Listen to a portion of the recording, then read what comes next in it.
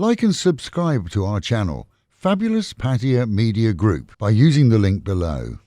Police rescue and bomb disposal teams from Rayong's explosive ordnance disposal unit were dispatched to a Rayong street yesterday after the detonation of one explosive device and the discovery of some 8 others strewn across the highway.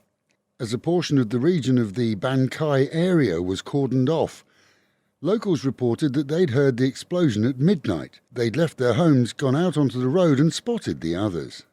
The disposal team established that all were homemade nail and ball bearing devices, and police are working on the concept that they were accidentally dropped by a local gang intended for use against rivals. Any packets of cigarettes retailed after April the 11th must be of a new design launched this week. Newly created with even more graphic photographs of the damage caused by smoking, along with more and larger text, anyone retailing those of the current design after April 11th faces fines of up to 40,000 baht. That will not only affect retailers with old stock, but also anyone selling illegally imported or fake cigarettes, which will be easily spotted by consumers.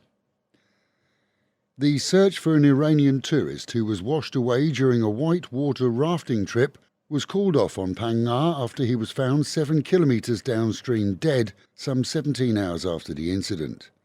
It seems that 5 tourists went with 2 boatmen on the whitewater experience despite heavy rains seeing river levels swell. The raft hit an obstacle, seeing all but him thrown off and into the water.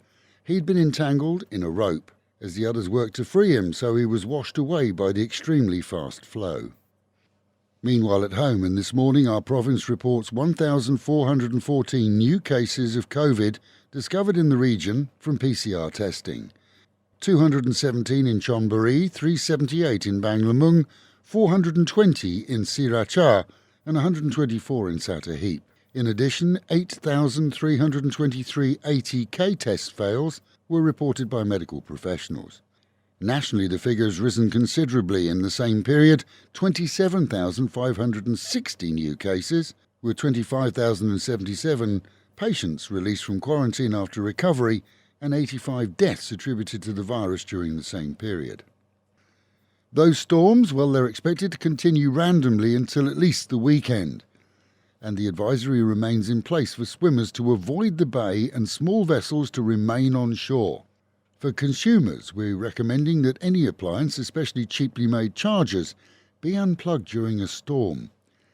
Power surges here are commonplace and can wipe out anything from a phone charger to a television or a computer, with Thailand being one of the few countries that does not have effective surge protection within its grids. The Tourist Authority of Thailand reports that the Pattaya International Fireworks Festival has been named as one of Asia's top 3 ocean city festivals. This by the International Festivals and Events Association. The event, which was held even last year thanks to City Hall, was awarded the prize at the Ocean Tourism Festival City Forum of Asia, which was held in South Korea. For Pattayans, it's one of the highlights of the year, which sees events organised for visitors on an extremely regular basis, and we're promised an even busier year this year as the COVID era diminishes. And with the Met Office promising highs today of 32 degrees, dropping down to 26, and the promise of storms at any time.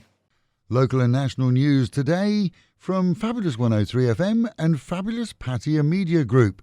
And to get a notification every time we release another bulletin or programme,